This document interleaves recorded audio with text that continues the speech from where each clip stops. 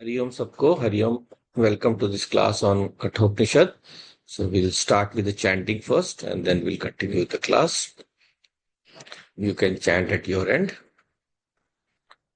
Om Sahana Vavatu Sahanau Bhunaktu Sah Viryam Karvavahai Tejasvinavadhitamastu ma vidvishavahai.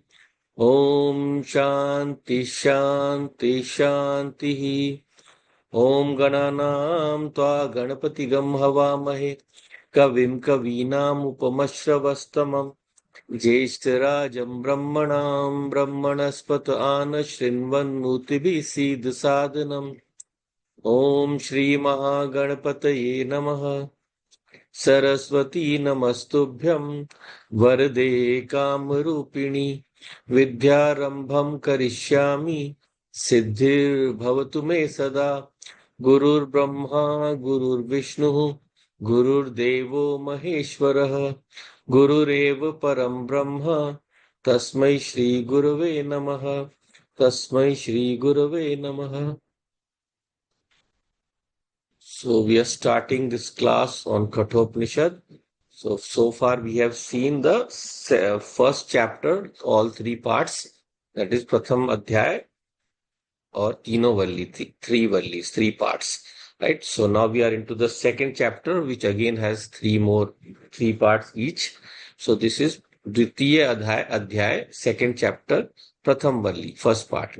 And the first mantra we have seen earlier. So we'll just refresh it a little bit. So this is the one that we saw in the last class at the end. Varanchikhani vyatirnat swayambhuhu tasmat parang pashyati nantaratmanah kaschid dhira pratyagatmanam avrit chakshur amritatvam icchan.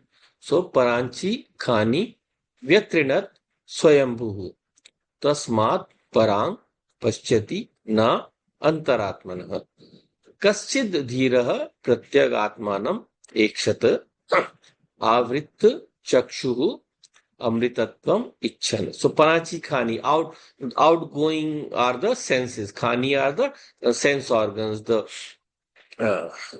five sense organs that we have.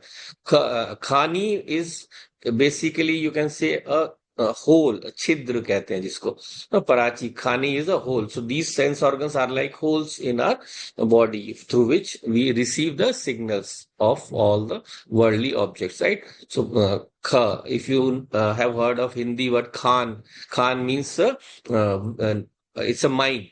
So that mine is also a hole in the ground, right? So same way, this khani represents, or kha also represents the hole in the ground. So panachi khani, outgoing, panachi, outgoing. Huh? So Bhagwan Shankaracharya says, paraha, the one that are outward bound. So those sense organs have been vyatrinat, they have been afflicted or cursed, or you can say made to be outgoing by who? By the Lord Swayambhu, the Lord who is the creator of the universe, Swayambhu, the self-born, the one who does not need anyone else to uh, for his existence. Tasmat parang pashyati atmanah. So tasmat parang pashyati na antaratmanah. So therefore, because the sense organs are directed outside, one sees only the outside things. Parang pashyati. They see only the outer things. Na antaratmanah. No, our gaze is never directed towards the inner self. Then kaschid dhiraha. A rare person of discrimination, of vivekah, dhiraha, Pratyagatmana ekshata. He gazes inwards towards the self. He turns his directions away from the sense objects and inward to the self. Then avrit chakshuhu amritatvam icchan. So for that person, he turns his gaze inwards. Avrit chakshuhu. You can say avrit means closing. So so amritatvam icchan. So that person is desirous of amritatvam. Such a person also. So here, basically, what Yamadharma Raja is talking about, a universal, natural, instinctive problem, which is the extrovertedness of the mind and the sense organs. The mind and sense organs are usually directed outwards. They are directed to the sense objects. So therefore, Khani, Vyatiran, Swayambhu means Swayambhu, as we said, is the creator. So he has afflicted the sense organs with this disease. The sense organs have been afflicted with the disease of being extrovert. Right? So the Lord has uh, allowed them to engage with the world. So therefore, the person of intellect, the person of who is internally bound, the person who's studying Vedanta, like you people, they are only able to turn their gaze inwards. So this is the glory of Maya. The Maya, it always keeps us directing outwards. I am always kept busy with one external duty or the other all the time. No?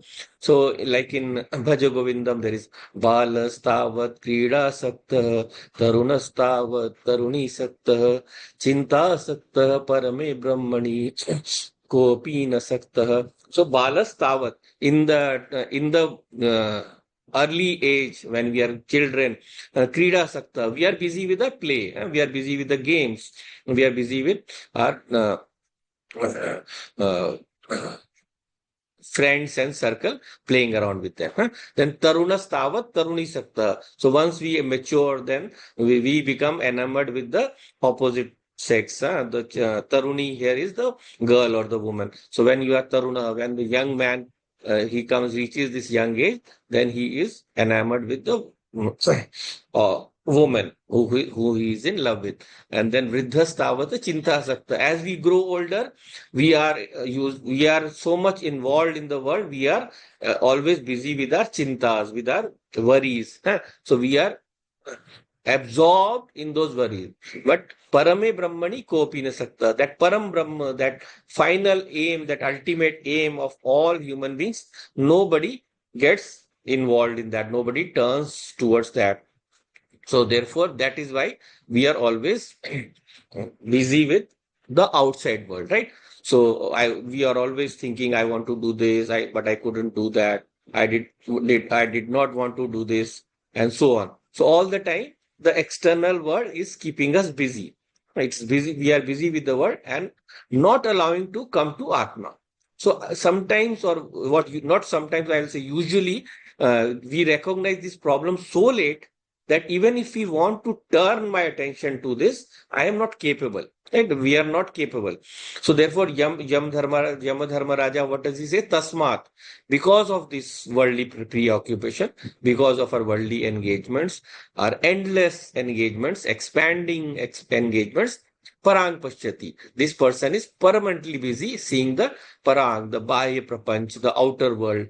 So generally, he thinks after retirement, he will get time, but generally one becomes more busy. Some people, they manage luckily. Therefore, Yama Dharma Raja says, Tasmat. Tasmat means Indriyanam Bahirmukhatvat. Because of the extrovertedness of the senses, Na Antaratmanaha. One never turns attention towards the Antaratma. Na Antaratmana. So few lucky ones like you guys who have turned up to listen to the class or wherever some people go for spiritual studies, they are the ones who get to know this knowledge, right? So this forever we are struggling with with these questions. Who am I? Why am I here? Where did I come from? Where am I going? Is there a purpose for all of this life? Uh, Am I working to fulfill that purpose?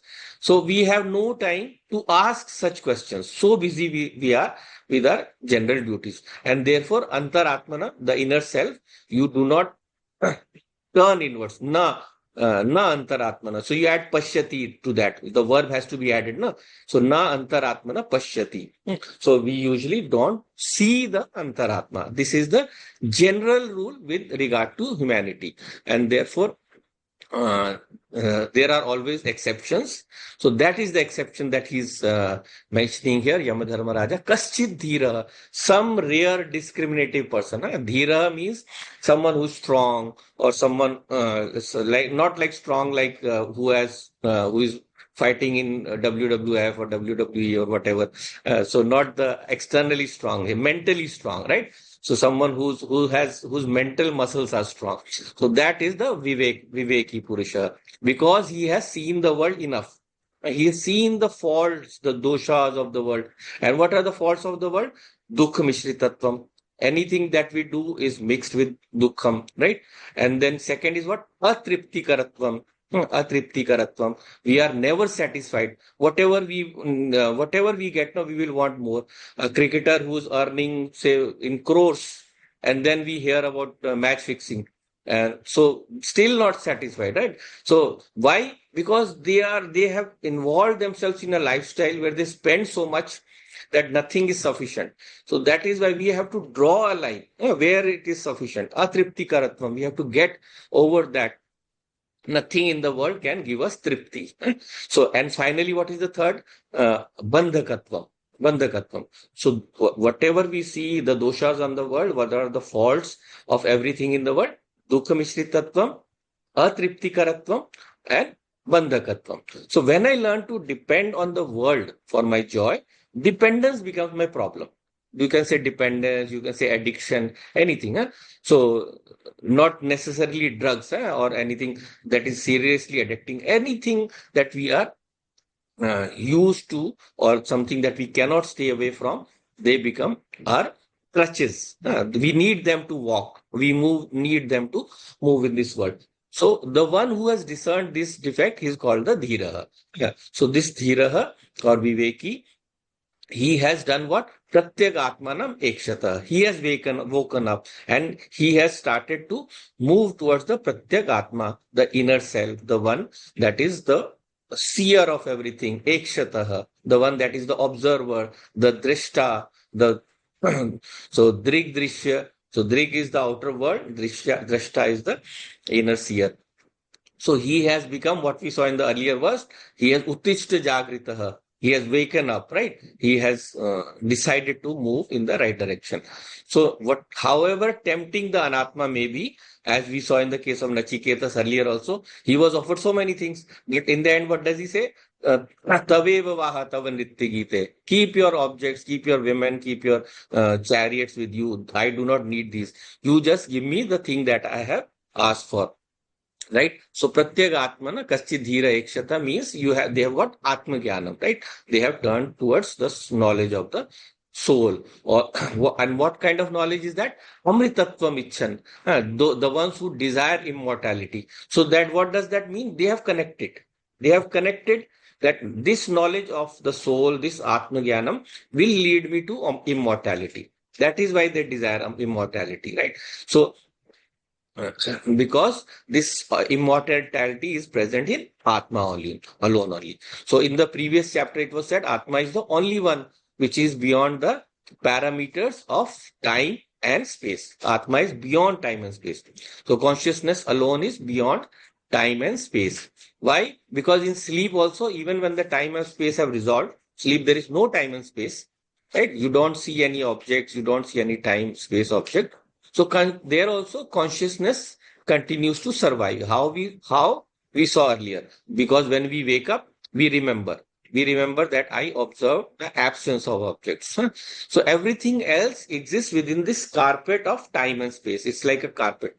So how do you know something is there on a carpet? How do you know someone is sitting on the carpet or sitting outside it? You remove that carpet and you'll fall down. So when you remove that carpet, that person will fall down. So in sleep, that carpet has been removed, right? So the objects disappear. No, none of the objects remain. So therefore, the whole world is located on this carpet of time and space. In Sushupti, you can remove this. And therefore, if you want immortality, if you want to hold on to your true nature, you hold on to Chaitanya Atma, then anything else you hold on will be like a drowning man catching a straw. Swami Chinmayanand used to say that the world is like a cardboard chair. If you try to sit on it, you will fall. Definitely. So therefore, you will have to hold on to something solid. So Atma is the solid thing which you should, and therefore Amritatvam Icchan, desiring immortality. And how do you do that? Avrit Chakshuhu, by turning your mind and sense organs away from the world. Chakshu is the eyes basically, but it is the representative of all the sense organs, right? All the sense organs. So doesn't mean you turn your eyes inward and rotate it in your eye socket. It means just remove your extrovertedness, right? So avrit chakshu. Avrit means avrit or vyavrit means covering or separating from the original direction that they are looking at. So object turned mind, the mind that is focused towards the sense objects, should be directed now towards the subject. So how do you look at this? How do you turn towards the subject? By using a mirror. You use a mirror to look at yourself. If I want to look at my own face, I look at the mirror. So what is that mirror? That mirror is Shastra. That mirror is Shastra Vichar or Shastra Guru Updesha or Vedanta, you can say. So Vedanta is the mirror which shows you your inner self, the observer. So Avrita Chakshu literally means turning the eye inwards to know your inner nature. So I am not tempted by the finite externals of the world, right? So in this way, this mantra is telling us about the previous problem where it was said that the person, what kind of person can turn towards Atmagyanam. So there it was said the one who has mastered his senses, right? So the one who has mastered his senses. So the problem with the senses is what? They are outward directed. So that is why you have to turn them inwards, right? The next one, second chapter, first part, second month, 2:1:2. Paracha kaman anuyanti balaha te mrityoryanti vitatasya pasham atha dhira amritatvam viditva dhruvam adhruveshu iha na prarthayante. Once more. Parachakaman anuyanti balaha te mrityoryanti vitatasya pasham atha dhira amritatvam viditva dhruvam adhruveshu ihana prarthayante. So parachaha kaman, on the normal habit of people is looking outside. Paracha kaman, towards the external pleasures. Kamna is pleasure or desire, but here it basically means the sense objects, turning towards the sense object. The sense or object will awaken desire within you. No? It is the contact of your sense objects with the sense organs that creates the desire. So what will happen to such a person? Te mrityoho yanti vitatasya pasham. So they will fall into the snare or the rope, the pash, the knot of mrityu. They are trapped into mrityu. So atha dhiraha amritatvam viditva. But the brave and the dhir purush, the viveki purush and the mature ones, they have the knowledge of immortality. Amritatvam viditva. They know this immortality. And dhruvam adhruveshu iha na prarthayante. So they know what is dhruvam. They know what is eternal. Adhruveshu iha admits the non-eternal. So this whole world that they see is clearly non-eternal. And yet within that is my consciousness which never goes away, which is always there at the time of even waking, deep sleep, or dreaming, all the time. So, dhruvam adhruveshu iha na prarthayante. So, therefore, they don't desire any of the objects of this world, right?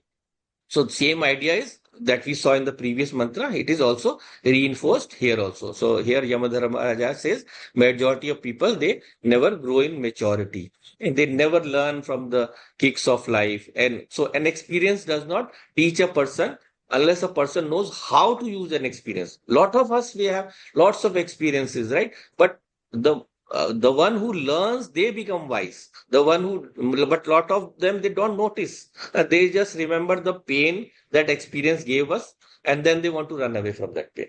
That is what is the normal procedure of most people.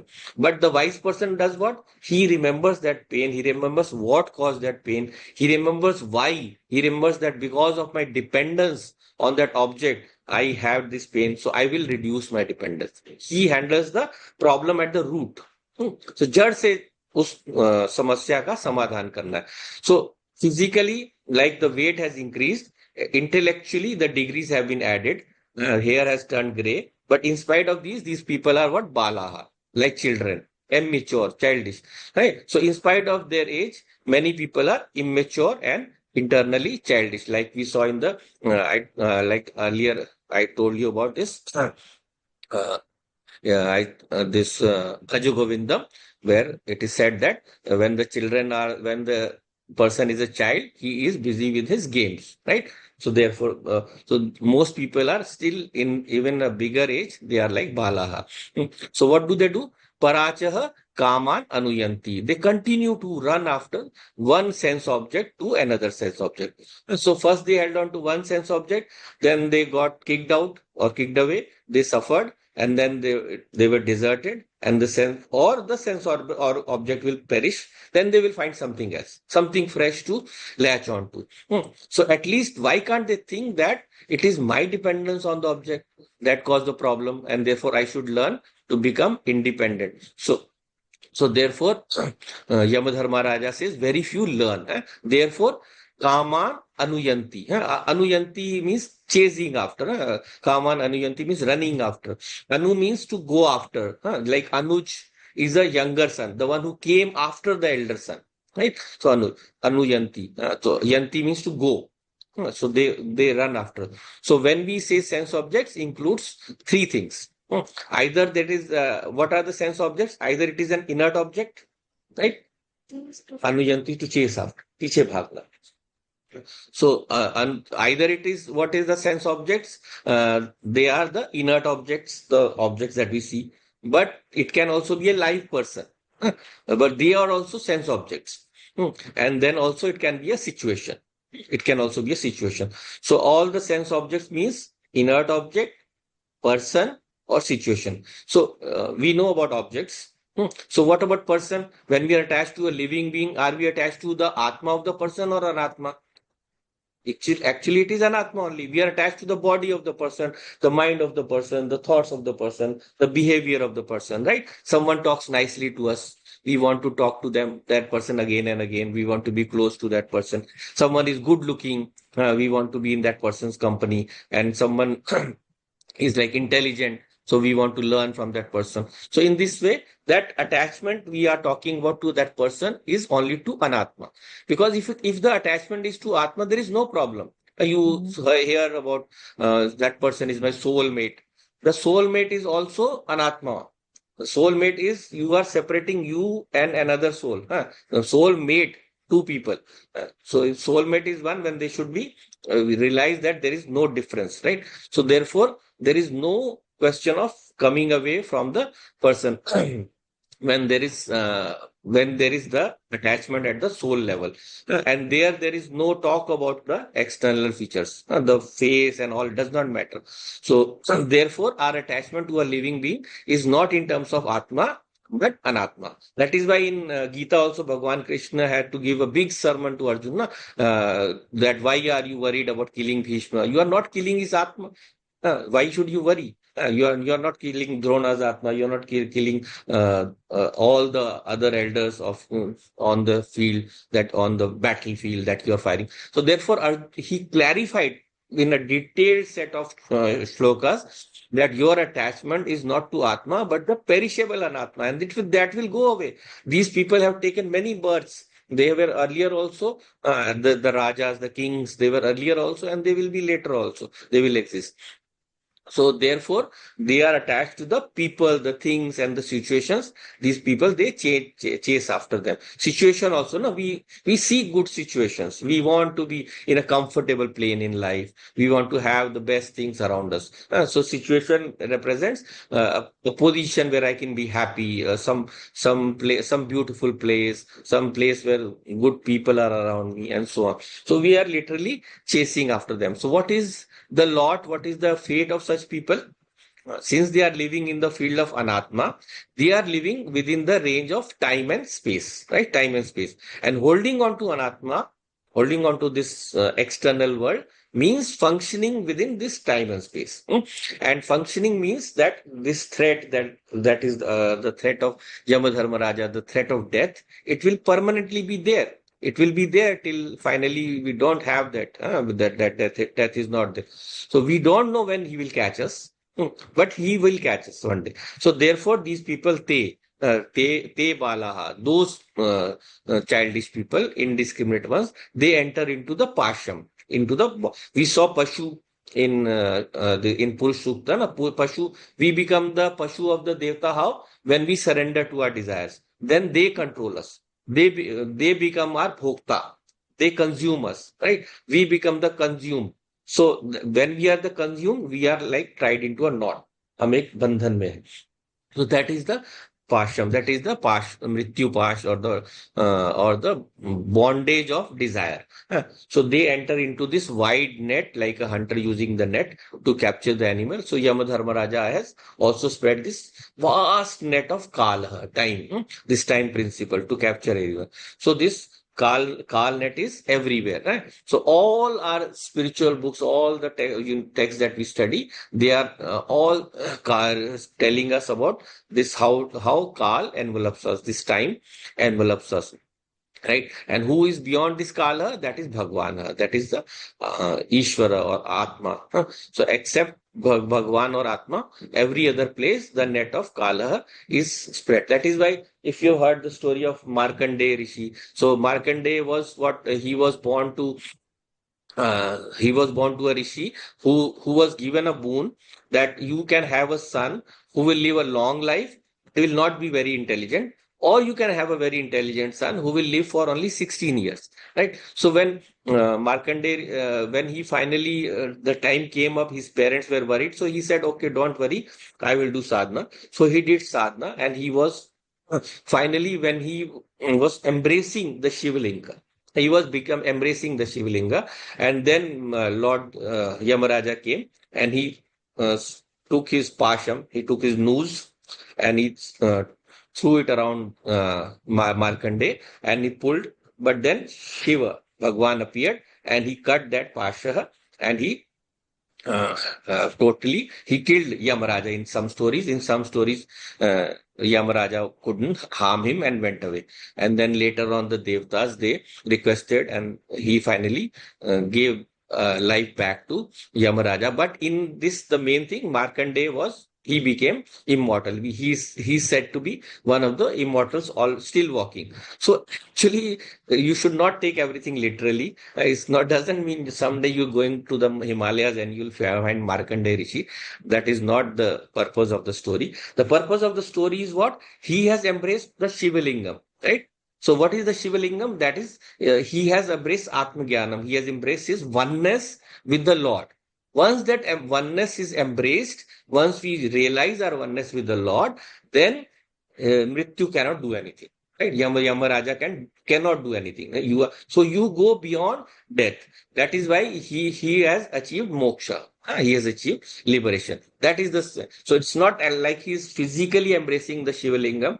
The symbolism represents that he has become one. He has understood his oneness. So once that oneness is understood, then that pasham, that noose of Yamaraja, it cannot hold you, right? You will be liberated.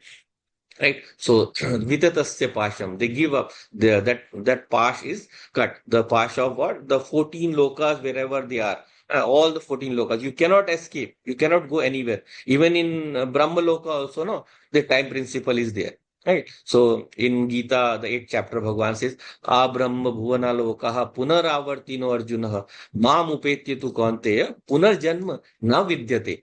So Brahma Bhuvanat Loka, up till Brahma Loka itself, Punaravartino. You will have to come back. You will have to come back when your punyam is exhausted. But when will it not be exhausted? Mamupetyetu Kaunteya. When you attain me. Attain me means Atma, not the physical Krishna Bhagwan, the person. Right? Mamupetyetu Kaunteya. He's talking about the Lord. So Punarjanma na vidyate. Then you will not have Punarjanma. You will not be born again. So therefore he says, so go to any of the lokas, time will chase you. But when you come to me, then you will be what is said here in this mantra, Dhruvam Amritatvam Viditva. You will come to the absolute immortality of Atma. So why Dhruvam is used here? Why Dhruvam is used here? Amritatvam can also be relative, right? In you go to Sargaloka, you spend many hundreds of years, some say millions of years or whatever, depending on your punya karma. But you will have to come back. So that is a relatively eternal lokaha. But Dhruvam is the immortality of Atmajnanam, where no going back is there, where there is no boundary, right? There is no ending to that. So therefore, absolute immortality, Dhruvam, Amritatvam, Viditva. And therefore, what is the advantage of this? Iha adhriveshu sana prarthayante. So those who have attained that Dhruvam, those who have attained that immortality, they do not seek adhruveshu. They do not seek the perishable objects of this world. So having gotten the imperishable Atma, they do not seek anything perishable in this world. So just like in Gita also, Bhagavan says that once you have attained the ocean, then you don't need the water of the well. So the Atma Jnanam, the soul is like the ocean, all the water. And the well represents the small joys and sorrows of the world, joys of the world. So go to the third one.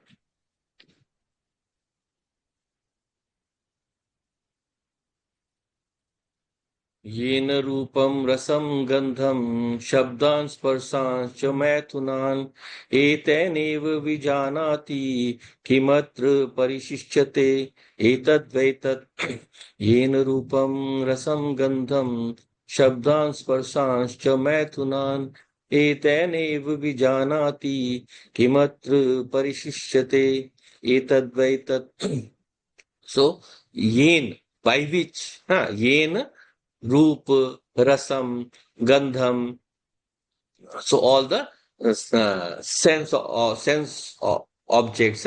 Yen, Roop, Rasam, Gandham, Shabdan, Spashans, Samathunan. So by which consciousness, by which knowing power, that form, taste, smell, touch, sound, and also Mathunan, the coupling, the attainment of the objects of this world. Whenever Mithun represents the union of two things, so it also represents whenever we connect to the sense object. So whenever this consciousness through the mind connects to the Shabd Sparsha Rupa Rasa Gandha.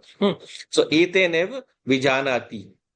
So it is by that alone that they are cognized. It is by the consciousness alone that vijanati, by which these sense objects are known, they are cognized. So then kimatra parishishyate. We'll see more of this. And therefore, yena ruparasam gandham, whatever the sense objects of the world, they are to be known. In the first two mantras, what we have seen, the introduction was given by presenting this important qualification, antarmukhatva, right? So now that we are removing the obstacle of bahirmukhatva, but we do not literally take antarmukhatva, and don't think you have to like close your eyes and ears all the time and walk on the road. So for transaction, for vyavahara, the eyes have to be open. But the idea is don't get lost in that. Don't get trapped into that. So they are required, but they are not the primary things in life. This is called antarmukhatvam. So now Yamadharma Raja enters into Atma Swarupam. So all the following mantras, they represent various aspects of Atma Swarupam. Earlier, the definition was given in very short form. So now it is being expanded so that you for more in simpler words. So this is one of the central sections of Kathopnishad. So here he is defining Atma as what? That because of which everything is experienced. जिसके कारण सब कुछ जाना जाता है. येन, by which everything is experienced. So Atma is the conscious principle because of which everything is objectified. It is the experiencer of all. It is distinct from everything that is experienced. Therefore, what am I supposed to do? What do I do? I take everything that I experience and I negate it. It is separate from something, everything that I experience. So we have seen earlier also, how do you negate? First is what is the first level? The Bahya Prapanch, the outer world. That is what I negate. That is the first thing that I negate. So that is easy. That is easy. The words, the sense of it, they are different from me. Very, very easy. Everybody knows. What is next? Body, right? Body I usually call myself. But what do I say? Mera sharir, my body. So I understand that this body is not me. Also, another way of how in the dream state and in the deep sleep state, this body is not there for me. For me, it does not exist. Right? So, therefore, it is not available. Therefore, it is not me, right? Because I am there. I am experiencing, right? And then if you go even closer, then what is the next? The mind, right? So, mind is what? In deep sleep, the mind will also dissolve. In deep sleep, the mind will also dissolve. So, there will be no perception that will be going on. So, therefore, uh, when I wake up, I know that my consciousness was there. Otherwise, I would never have waken up. So, therefore, I always persisted through all of these. So all these three are awarded by or experienced by the experiencer consciousness, all the three states. So the experiencer is what? The experiencer is Atma. So therefore Yamadharmaraja says, Etat vai tat. Etat vai tat. This you are. This consciousness you are. This is Mahavakya. This is Mahavakya. The knowing of yourself or your true nature as the universal consciousness and not the body, not the mind, not the world, or your Purnatvam, the totalness of this, knowing of yourself as infinite or not needing anything else to complete you, right? So this we saw earlier in the when we did the analysis of consciousness also. So what is this consciousness? Consciousness is not a part, product, property. Consciousness is not a part, product, or property of the body. Second, it is an independent entity which pervades and enlivens the body. Independent means separate from the body, separate from the body and pervades and enlivens the body. Then it is not limited by the dimensions of the body. Then it continues to survive even after the fall or death of the body. And finally, fifth, that continuing consciousness, it cannot transact, not because it is absent. Continuing consciousness cannot transact, not because it is absent, but because the transacting medium is not there. The medium is not there. Therefore, the body serves only as a medium for the manifestation of this consciousness. Just like this light bulb, it serves as the medium for the manifestation of the electricity, or the fan, it is serving as a medium for um, manifestation of the electricity. So they all are producing different kinds of outputs, right? The input is the same electricity, or the AC or the heater or whatever. So same electricity produces so many different effects, right?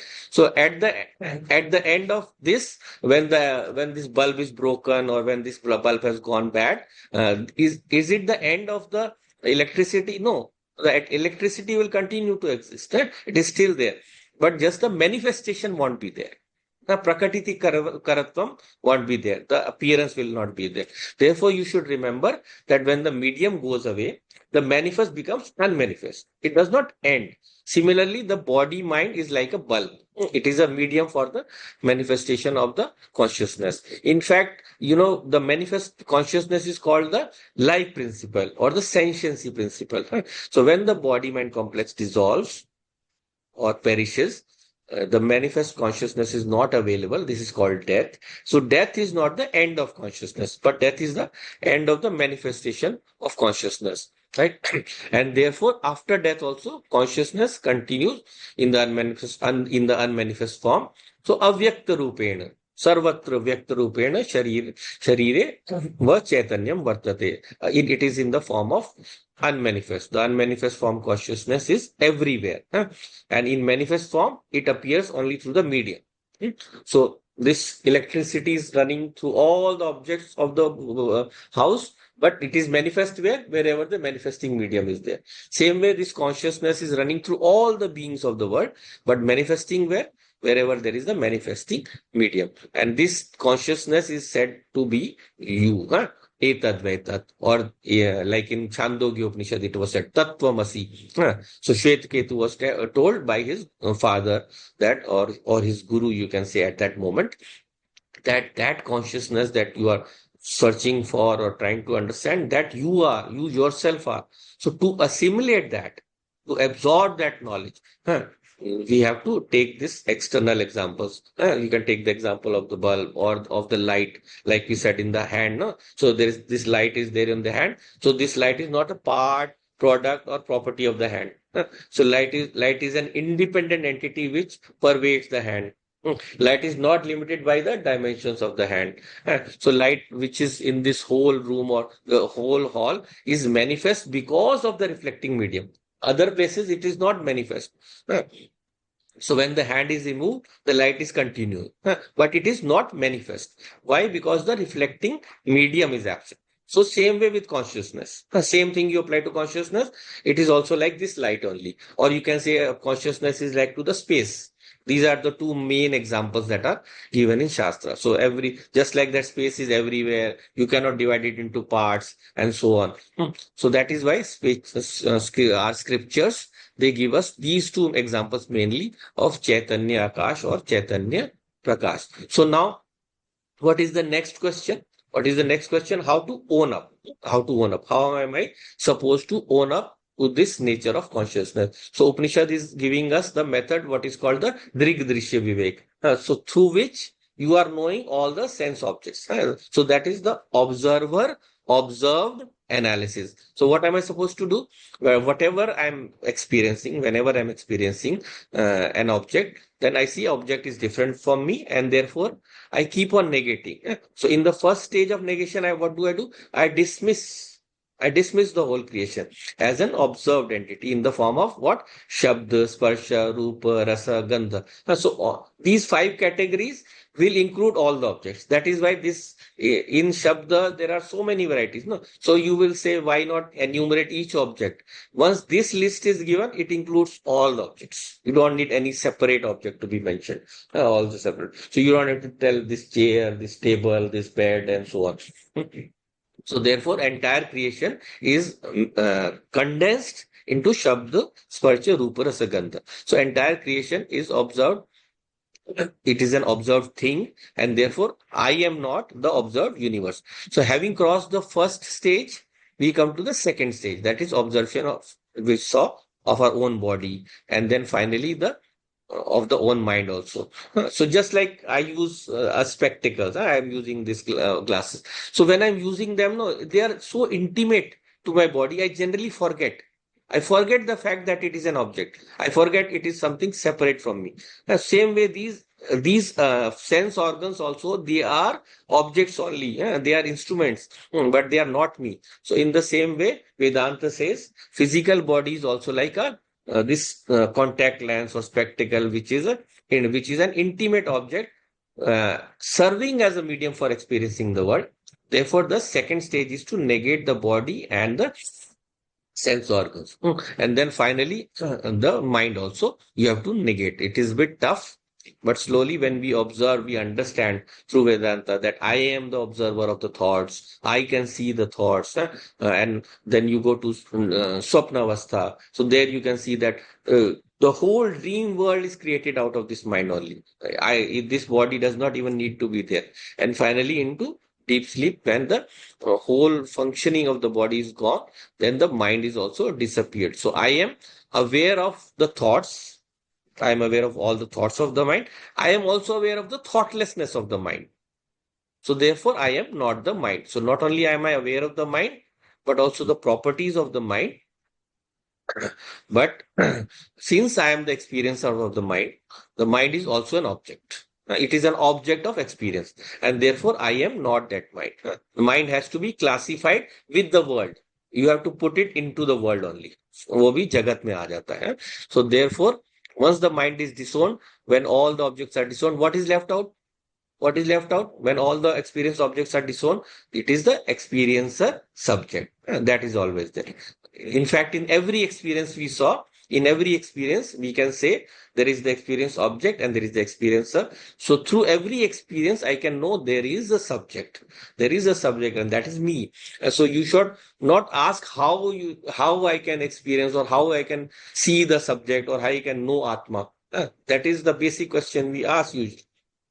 So you just only tell that I will go away, I will go away myself. Never ask how to experience the subject. If you are going to experience the subject will become an object. So drigevana tu drishyate. So eyes are always the seer. You can never look at your own eyes. The experiencer is never experienced. But through every experience, you can know that there is an experiencer. Through every experience. And there, that is the proof for its existence. So if the experience is never, just like when you take a camera, there is a picture, you're taking seeing all the things that are there in the picture, and you're seeing it, and then later you ask who all were there. So you know that one person is not in the picture. That person is the one who was watching everyone. So he was all. Or you can people these days have automatic cameras. You can take an automatic picture. So who is not there in the picture? The camera. The camera is not in the picture, right? So that camera is there. You can deduce just from seeing any picture, right? From seeing that picture, you can deduce that the camera is there. Same way, the experiencer is always there. I do not need to separately see my eyes. The eyes are revealed when I am seeing any object or every object. So therefore, I will never be seeing the eyes. So the seer is invariable, never changing. The scene varies. There will be different objects. The scene will vary, but the seer is invariable. Only one seer, and therefore, how do you own up to this consciousness? You own up to the consciousness as I, as the experiencer of the world, the body, the mind. And I, what is this I? I am different from the world, the body and the mind. I am inherent in my body and mind. In sleep, both the body and mind are resolved, but I, the consciousness, will continue. So, what is the difference? When the body and mind are available, the world is experienced because the medium is there.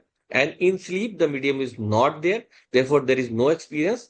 But whether there is experience or whether there is not, the I always remains. This is called Vedanta. This is called the knowledge of the Atma. So there, Yamadharmaraja, what he is saying, yen, by which consciousness, yen etena, this by this consciousness, vijanati, by which you know everything, yena eten vijanati, that that is the uh, true nature of yours that you are searching for. Etad vetat. So what is everything? Rupa, rasa, gandha, shabda, sparshan. The so this is the intelligent method of classifying the world. So if you are going to take every object in the world, you don't have to enumerate them. Through this method, you can always and classify them together. And Mathun we saw, Mathun is all transactions, all interactions, especially human interactions. So by Mathunan means all the interactions of the world, they are related to the sense objects or the objects of this world. So any kind of husband-wife interaction, parent-child interaction, guru-shishya interaction, all these are how they are vijanati. They are known through this independent consciousness. Then very important last three words, kim atra parishishyate. So then what else is left? What else is there is nothing in the world that is outside the realm of no knowledge of this consciousness. You can say there is a star somewhere away, far, far away. I cannot cognize that. I cannot see that. No, your consciousness has the capacity. Your limitation is only the sense of objects. If your sense objects were able to go there, or if you were able to take your body there, you could perceive that also. There is nothing in the world that cannot be perceived by this consciousness, right? ऐसा तो कुछ भी नहीं है. There is nothing that you, if you can reach there and still you will say that I cannot perceive it. So therefore, this consciousness will know everything and anything. So therefore, kimatra parishishyate. What else is left out? Everything is known by this consciousness only. Etat vai tat. This is this consciousness you are. Right? Have time. Yeah. Fourth. So we are back to Anushtup sloka. Next mantra. स्वप्नान्तं जागृतान्तं चोभु चोभौ येनानुपश्यति महान्तं विभुमात्मानं मत्वा धीरो न शोचति स्वप्नान्तं जागृतान्तं चोभौ येनानुपश्यति महान्तं विभुमात्मानं मत्वा धीरो न शोचति. Right. So this all these objects of the world, so they are how do we put them into how what categories? Swapnantam, Jagritantam, the objects of the dream and the objects of waking state. Why not deep sleep? No objects, right? So that is why Swapnantam, Jagritantam. Cha Ubhau Yen Anupashyati. So they are both perceived by this Yen Anupashyati. They are both perceived by this consciousness, by the knower, right? And Mahantam Vibhum Atmanam. The great Mahantam, the massive, the or the all-pervading, and Vibhum, omnipresent Atmanam, Matva, having known, the one who has understood its nature, one who has known this Atma, Matva Dhiraha, that Viveki Purushaha, the person of discrimination, na shochati, he never grieves, usko dukh nahi hota. Because the one who sees that Atma as infinite, sees himself as beyond all time and space, there is nothing outside of me, outside of him to aspire for. Nothing outside of him that he wants to acquire. Everything is within him. So therefore, he has no reason for sorrow. Everything is within him only. So this person is the wise person, Dhiraha. So, like in the previous mantra, Dharmaraja has used this method of Drigdrishya Vivek, or what we call the subject or object discrimination. And by this, he has revealed this Atma. Now he is using the next method. We saw this in Tattva Bodha also, if you remember. So this is it is the Avastha Traya Sakshi. This Atma is the uh, witness of all the three states of the Jagrit, Swapna, and Sushupti. So that which is the witness of all the three states of experience, Jagrit, Swapna, and Sushupti. So what is the uniqueness of this Jagrit Avastha? The waking state. The waking state is that in which I experience the external objects through the mind. But whereas what changes, what is different in Swapna Avastha? What is different in Swapna Avastha is that the state in which I experience the internal world is projected by the mind. The whole world is projected by the mind only. So mind is the Upadan Karan or the material cause, and mind itself is the Nimitta Karan. It is the efficient cause. So like in the pot, the Upadan Karan is what? The mud. You make the pot out of the mud. But the Nimitta Karan is the potter. So in our case, there are very few examples in the world where this is common.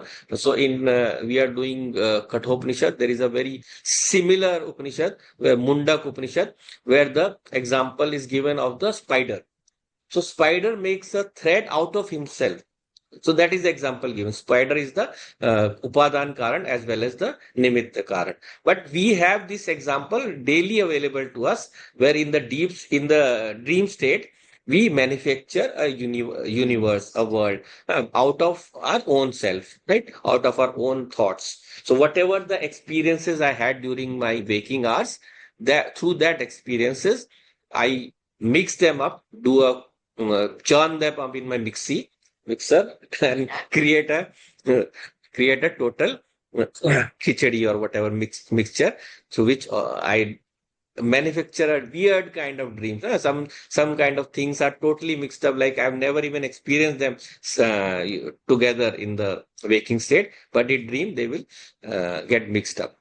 So in both of these states, I experience the world. One is the objective world outside, other is the subjective world inside. So mind watches the world outside during the waking state, and in the dream state, I watch the internal world, which is recorded and activated during dream. So all this we saw in Tattvabodh also. Jagrit avasthayam, yad drishtam, yad shrutam, tad janit vasanaya, nidra samaye, yah prapancha pratiyate, sa swapnavastha. So what is that swapnavastha? Jagrit avasthayam, yad drishtam, yad shrutam. In waking state, whatever I saw or whatever I heard, Tat janit vasanaya. From that, whatever vasanas, whatever thoughts are generated, nidra samaya, in the time of going to sleep, yav prapanch pratiyate. This world that appears before me, this world that I create in my sleep state or the dream state. So therefore, that is called sa swapnavastha. That is the mm, dream state. And what is the beauty? The beauty is in both the states of experience, we have got distinct time, space, and object. In both Jagrita Avastha and in Swapna Avastha, there are distinct time, space, and object. They are all present, all perceived separately. So there is Vishaya Bhedaha. There are different objects are perceived. So in Jagrita Avastha, the objects are distinct. They are made up of the five elements. It is the Bhautik Vishayaha. They are made up of the five elements. Whereas in Swapna Avastha, objects are made up out of the five elements, but in the form of your thoughts. Because your thoughts also are formed of what? The Sukshma Shariram is formed of what? From the Sattvic Ansh of the five elements, right? From the Sattvic Ansh the five, subtle body is created. And from the Rajasic, the Prana and the Karmendriya are created. And from the Tamasic, the Sthul Bhutas, the visible Bhutas, after Panchikaranam, they are visible. So it is whatever you see, like if you see a lion, that is not a real lion. It is a Vasnamaya lion. Or if you see a tree, it is a Vasnamaya vrikshaha. So it is not something that is a real lion, but a lion created out of your vasanas, out of your thoughts. In dreams. In dreams. Right. So the tree in dream is not made of the five elements exactly. It is made out of your own thought. And then there is also in both these states, there is Kal Bheda. Time are different. In Jagrita Avastha, you have got one scale of time, but in Swapna Avastha, you have got a different scale. In 5 minutes dream or 2 minutes dream, you will have a full family, children, grandchildren, everything. Something from some era will happen, another era. You can witness your Mahabharata stories also in your dream. So once you have read them, they will come up. So because Swapna Kala is different from Jagrit Kal, therefore Kal is different. That is why we say that Kal is something that is dependent.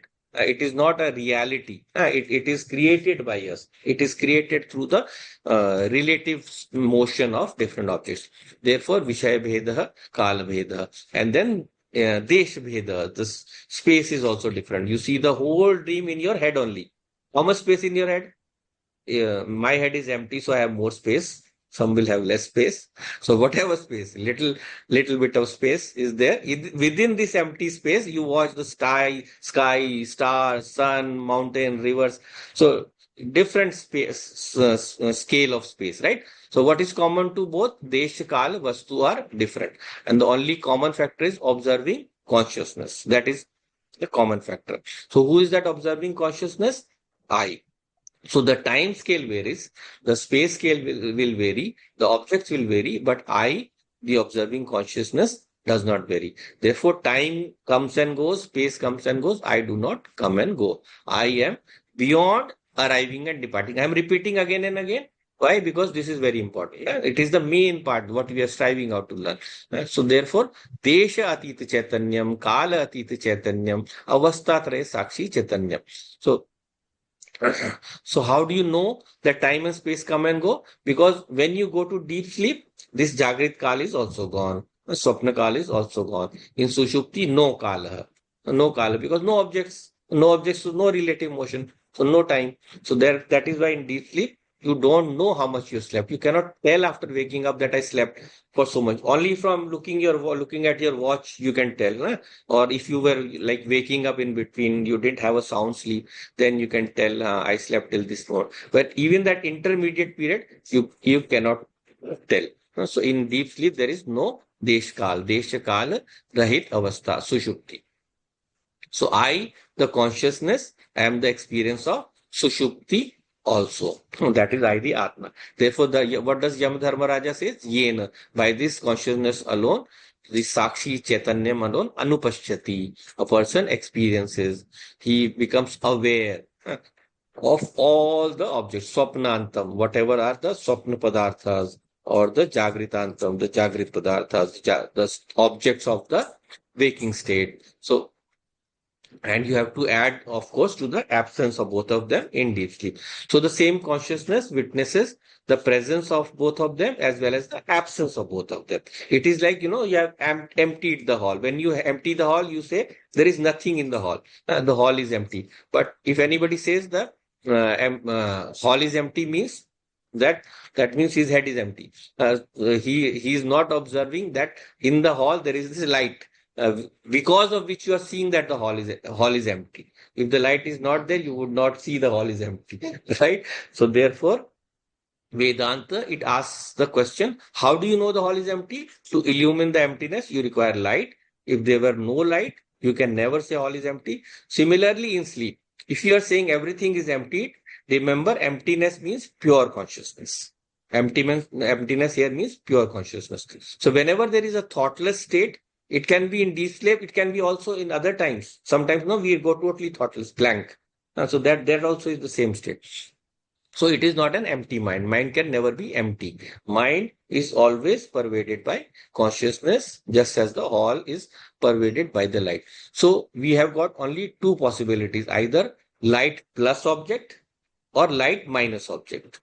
Or you can say the same with consciousness, consciousness plus object, consciousness minus objects. Whether the objects are there or not, light is always there. Right. So because of the light alone, you are able to talk about the presence of the object as well as the absence of the object. So therefore, in sleep also. So what is the size of that consciousness? Mahantam.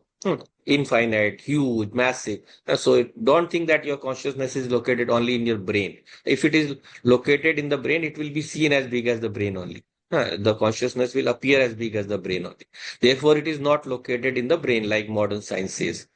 Therefore, Mahantam, because it is able to reach everywhere. So it is big. How big? Big like a mountain, or big like a planet, or big like the sun. No, he says Vibhum. Vibhum Mahantam. The all pervading, infinitely big, all pervading. Nowhere is the space, nowhere is there anything in space where it cannot reach. So Vibhum Mahantam. So it's not what we call apekshik mahattatvam, something that is big and another thing is bigger, but atyantik mahattatvam. Yeah, undescribably large, not relatively big, but absolutely big. Hmm. That is why we use the word Brahma also. No, Brahma also means big. So big in what sense? Nothing is bigger than that. Because the word is big is a relative word. So Vibhum Mahantam means it is infinite. And such an infinitely big Atma, Matva, you have to know. In what form? Not as an object, but as either subject. So Matva Dhiraha Na Sochati, that the discriminative person, it requires very sensitive mind, to understand this. Lot of people, you will tell them once when we started learning, no, even just that simple example of telling that bring me the space in the pot, again and again we would say, answer it wrongly, that we would say I want you to bring the pot space here, and we would say yes, how do you bring it? Some of us will say yes, you have to break the pot, some will say no, you have to bring the pot, and so on. So with practice, with discrimination, with a lot of effort, the all our misconceptions go away. It is not easy. So same way with whatever we have learned in class, when we go out, it doesn't remain with us easily. We have to make an effort to bring it back. So with effort, with practice only, it will come. So we can't, we all want to experience the Atma. Will it come one day? No, we will always keep waiting in that case. The waiting tendency have to be dropped. For that, you require this subtle mind. The subtle mind. If the subtle mind is not there, you will have studied hundreds of Upanishads or maybe many, many more, but yet the final practice or the final knowledge will not be settled in your mind. But for settling, even one is enough. Even one is enough. Even they say even a small text like Atma Bodh, Tattva Bodh, any of them is sufficient if you can grab the concept. Others are just merely practice, expansion. So if you read a Purana, it will tell you a story by which that symbolism, through symbolism, the same Vedantic truths are explained. Just like today we saw the small story of Markandeya Rishi. So he's embracing the Shivalinga is embracing consciousness, right? So because you cannot wait for yourself. So you cannot wait for your Atma to appear. You can wait for someone else to come to you, but you cannot say, I am waiting for myself. You can never do that. Therefore, if you practice meditation, it should be don't look for Atma, but understand through the experience that I am the Atma. Therefore, Matva Dhiraha na Shochati. So, therefore, no sorrow will be there for such a person, right? So, we'll wind up for today. Oh, Purnamada, Purnamidam, Purnat, Purnamudachyate, Purnasya, Purnamadaya, Purnameva Vishichyate. Om Shanti, Shanti, Shanti. Hari Om Shri Guru Pyo Namaha. Hari Om. Tat Sat.